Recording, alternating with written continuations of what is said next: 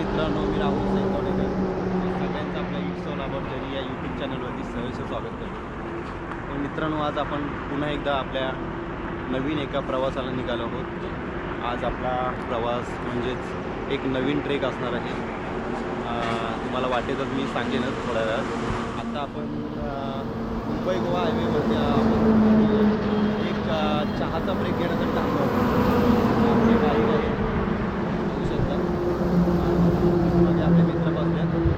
एक 5 मिनटं आपण ब्रेक घेतला होता आणि मुंबई गोवा महामार्गावरील तुम्ही सूर्योदय पाहू शकता. अशा प्रकारे सुंदर असा सूर्यास्त झालेला आहे या ठिकाणी. गाड्यांचा खूप आवाज आहे, मला माहीत नाही तुम्हाला आवाज माझा पोचतोय की नाही. चला तर आपण आता चहा घेऊया आणि पुढच्या प्रवासाला सुरुवात करूया.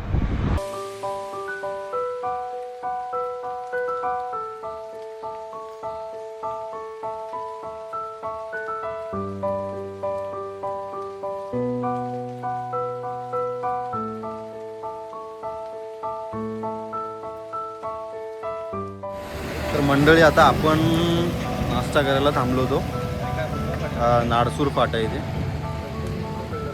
वडापाव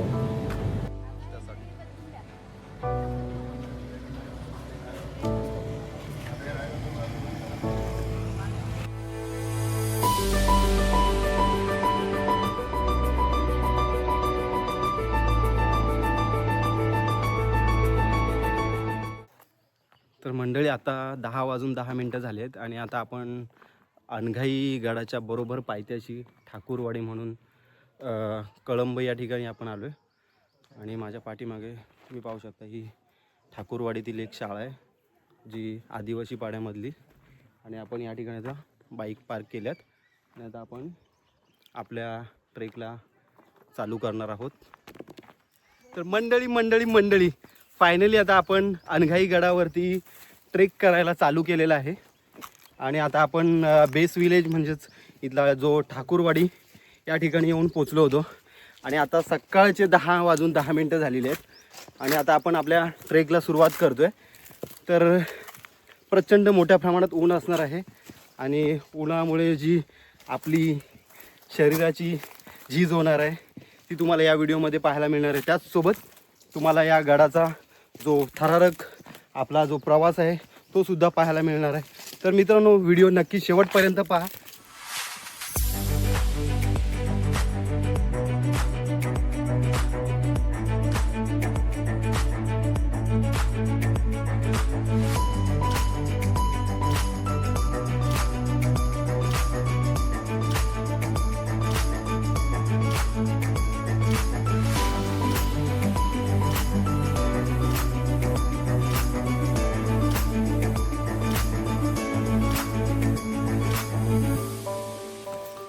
तर मंडळीनो, गोष्ट अशी की आम्ही जो पालीचा बल्लाळेश्वर मंदिर आहे तिथून आम्ही पुढे निघालो होतो.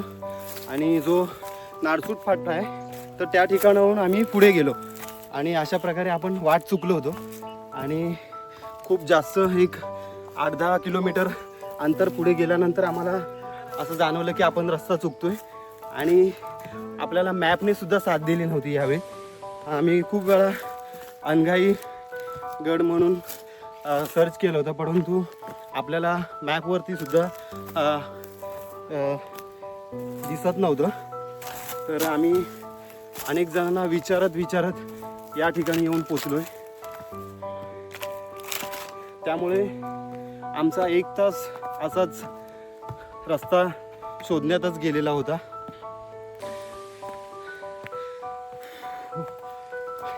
आता तुम्ही पाहू शकता या ठिकाणी खूप जास्त ऊन आहे. आणि आपला नेहमीप्रमाणे जो ट्रेक असतो तो उन्हात असतो. लिटरली आता हे पाहू शकता केसातून संपूर्ण घाम गळतोय. आणि हा माझ्या पाठीमागे तुम्ही पाहू शकता हाच तो अनघाई गड आहे. याचसाठी केला होता अट्टहास.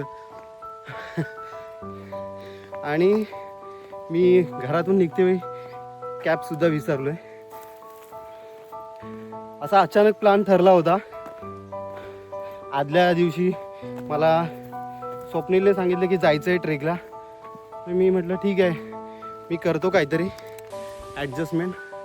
आणि रात्री आम्ही जो आमचा एक मित्र आहे त्याच्या घरी येऊन स्टे केला पेनला.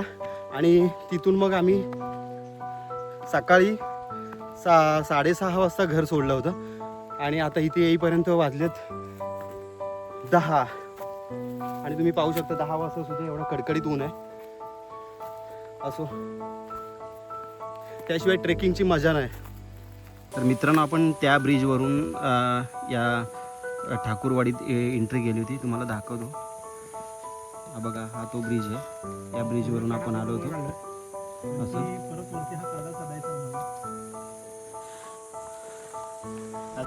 तर मित्रांनो, आता आपण तिसऱ्या पॅचला आलोय. आणि हा तिसरा प्लॅच आहे. तुम्ही पाहू शकता किती रिस्की आहे तो. आपल्याला या इथून चढायचं आहे वरती.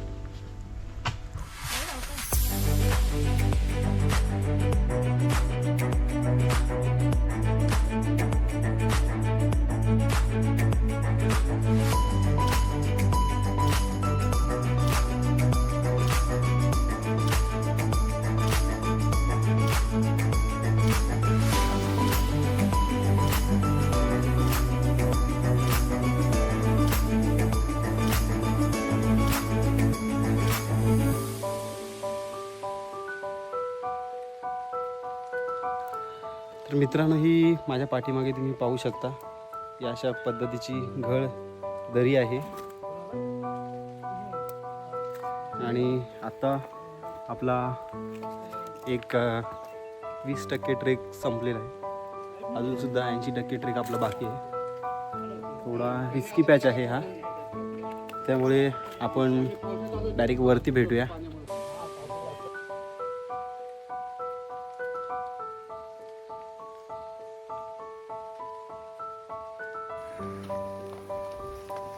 तर मंडळी, असा दरीतून पॅच आहे हा. थोडा म्हणजे सगळ्यात जास्त रिस्की हाच पॅच आहे.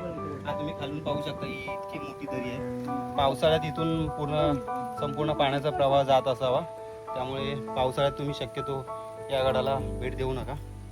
हा योग्य वेळ आहे. हा ऊन जास्त आहे, परंतु हाच योग्य वेळ आहे. तर मंडळी, हा जो घळीचा पॅच आहे तो खूपच रिस्की आहे. खूप म्हणजे खूप जास्त.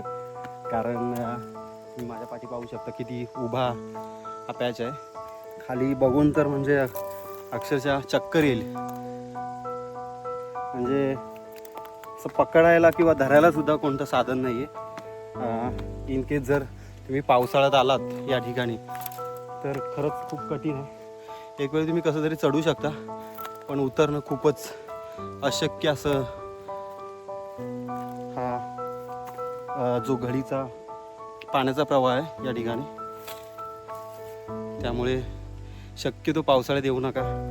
माझी विनंती असेल तुम्हाला. आजच्या एक्सपिरियन्सवरून मी तुम्हाला सांगतोय.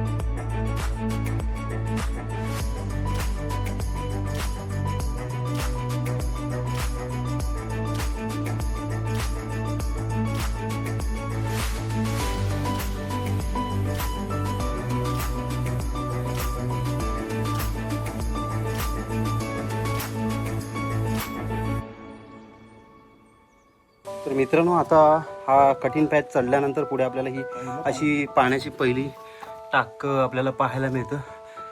हे मला वाटतं खोदीव टाक आहे. हे तुम्ही पाहू शकता. या कातळात खोदलेलं हे पाण्याचं टाक आहे, जे पिण्याचं स्रोत म्हणून फार पूर्वी वापरलं गेलं असावं.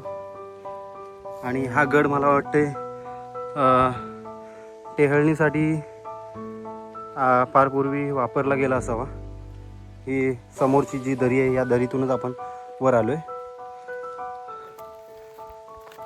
फायनली मित्रांनो आपण अनघाई या गडाच्या माथ्यावरती येऊन पोचलोय आणि आता दुपारचे 1:15 झालेत आणि हा गडाचा माथा आहे. हा तुम्हाला दिसत असेल, हा इथून एवढाच आहे. गडावरती आपल्याला पाहण्यासारखं फार काही आपल्याला पाहायला मिळत नाही, परंतु पाण्याच्या एकूण आणखी एक खोदीव टाकी आहे. एकूण 4 पाण्याच्या टाक्या आहेत. तर मग तुम्हाला दाखवतो, थांबा. एकूण 3 टाक्या आहेत पाण्याच्या, 1, 2 आणि 3. या व्यतिरिक्त आणखी एक पाण्याची टाकी आहे, जी ही एक्स्ट्रा खोदीव पाण्याची टाकी आहे. आणि त्या बाजूला फक्त एक भगवा ध्वज आहे. इतकंच या गडावरती तुम्हाला पाहायला मिळेल. आणि महत्त्वाची गोष्ट अशी की या गडावरती जे पाणी आहे, जो पाण्याचा साठा आहे, तो पिण्यायोग्य नाही आहे. तो तुम्ही पुरेसा पाण्याचा साठा तुमच्या सोबत ठेवा. आणि आजचा अनुभव असा माझा की या गडावरती जे खरंच ट्रेकिंग करतात वर्षानुवर्ष त्यांनीच यावं. तेही पावसाळ्यात येऊ नका कृपया करून, कारण पावसाळ्यात मला वाटत नाही की तुम्ही गडापर्यंत माथ्यापर्यंत येऊन पोचू शकाल. कारण संपूर्ण जो ट्रेक आमचा झाला तो 70% ट्रेक दरीच्या कपाऱ्यातून झाला आहे. त्यामुळे पाण्याचा प्रवाह असणारच पावसाळ्यामध्ये. त्यामुळे ऑगस्टपासून मेपर्यंत तुम्हाला जर यायचं असेल तर या गडावरती ही नक्कीच योग्य वेळ असेल. पावसाळ्यात येऊ नका.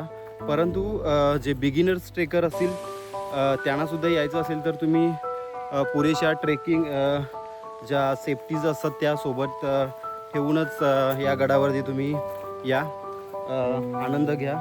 खरंच खूप जास्त ॲडव्हेंचर ट्रेक म्हणायला पाहिजे हा जो अनघाई ट्रेक आहे तो. कारण सुरुवातीला आम्हाला या गडावरती वरती येण्याच्या वाटासुद्धा सापडत नव्हत्या. आम्ही खूप त्यासाठी स्ट्रगल केली होती आणि नंतर मला वाटते अर्धा पाऊण तासानंतर आम्हाला मुख्य वाट सापडली होती. तर अशा प्रकारे आम्ही वरती आलो होतो. खूप जास्त स्ट्रगल झाला होता. आणि तर तुम्ही बघू शकता की फार काही जास्त पाहण्यासारखं या गडावरती नाही आहे. फक्त एक पाण्याच्या टोटल 5 टाक्या आहेत, जी खाली एक मी दाखवली होती आणि वरती गडावरती 4. अशा टोटल 4 आणि एक 5 ज्या खोदीव टाक्या आहेत. म्हणजे या गडाचा वापर जास्तीत जास्त टेहळणीसाठीच केला होता हे याच्यावरून आपल्याला कळतंय. पाणी पिण्यासाठी त्यांनी पाण्याच्या खोदीव टाक्या ज्या आपण पाहिल्या त्या पाण्याचा स्रोत म्हणून वापरल्या होत्या. कारण या साईडला तुम्ही म्हटलं तर पुणे आहे संपूर्ण आणि इकडे आपल्या लेफ्ट साईडला कोकण आहे. तर या दोन्ही व्यापारी मार्गावरती लक्ष ठेवण्यासाठी या गडाचा देखील वापर केला असावा हे यावरून स्पष्ट होते. तर मित्रांनो, आता आपण या ठिकाणाहून खाली उतरणार आहोत. उतरताना खूपच जास्त मला वाटते स्ट्रगल होणार आहे. कारण संपूर्ण जो भाग आहे तो कातळात खोदलेला, म्हणजे पायऱ्या नाहीच आहेत, थोड्या छोट्या छोट्या छिद्र काढलेली आहेत. तर त्यातून आपण चढलो होतो. आता उतरताना जास्त मला वाटते कसरत होणार आहे. तर मित्रांनो, थोडं पुढे आल्यानंतर आपल्याला या ठिकाणी जे आता वाड्याचे अवशेष नाही आहेत, परंतु या ठिकाणी एक छोटी म्हणतात ना पहारेकऱ्यांसाठी एक राहण्यासाठी जागा, विश्रामाची जागा होती या ठिकाणी. कारण या ठिकाणी तुम्हाला दाखवतो, या अशा प्रकारचे जे चित्र आहेत हे या कातळात खोदलेले आहेत. हे यासाठी की इथे पहारेकऱ्यांना राहण्यासाठी छोटीशी वास्तू असावी असा एक अंदाज आहे. कारण बाजूलाच आपल्याला पाण्याचे टाके पाहायला मिळत आहेत. मी म्हटल्याप्रमाणे हा गड आपल्याला फार पूर्वी फक्त जो व्यापारी मार्गावरती लक्ष ठेवण्यासाठी किंवा टेहळणीसाठी याचा वापर केला गेला असावा. आणि खाली हा संपूर्ण कळंब, या साईडला ठाकूरवाडी आहे आणि आपण त्या तिकडून आलो होतो खालून. आता दुपारचे वाजलेत 1:30 आणि तरीसुद्धा या ठिकाणी खूप छान असा वारा सुटला आहे. पावसाळ्यात या ठिकाणी मला वाटते खूप छान असा नजारा आपल्या डोळ्यासमोर असता. पण आता आपण आलोय उन्हाच्या दिवसात.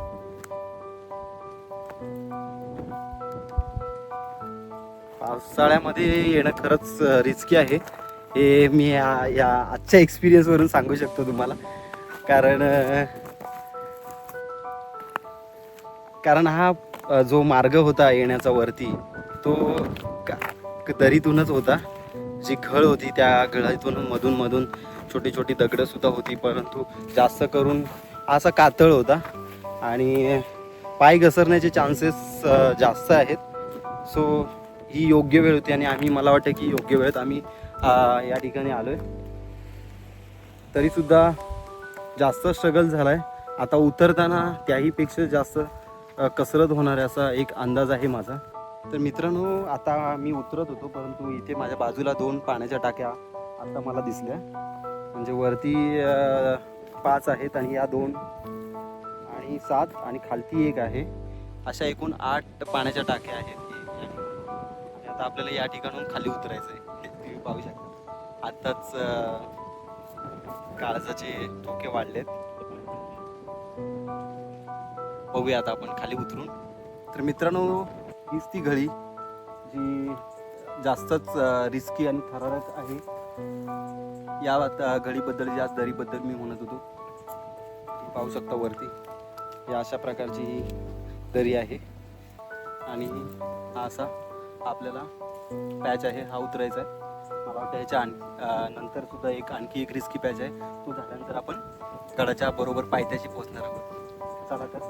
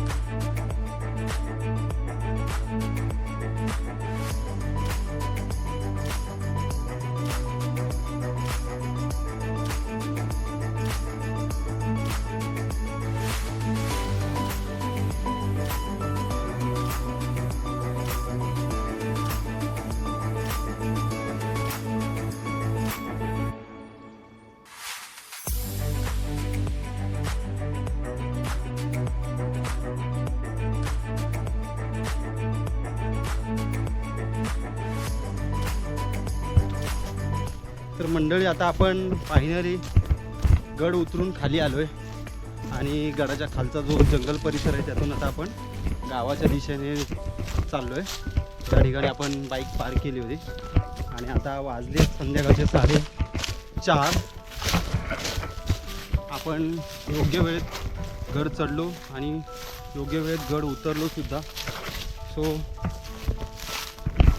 आजचा आपला अनघाई ट्रेक यशस्वीरित्या आज आपण पूर्ण केला आहे. तर मित्रांनो, तुम्ही ही व्हिडिओ शेवटपर्यंत पाहिलात त्याबद्दल मी तुमचा खूप खूप आभारी आहे. असेच पुढील नवनवीन जे आपले यूट्यूबवरचे व्हिडिओ असतील ते तुम्ही नक्की पहा आणि असेच आमच्यासारखे नवीन नवीन ट्रेक करा आणि अनुभवासुद्धा.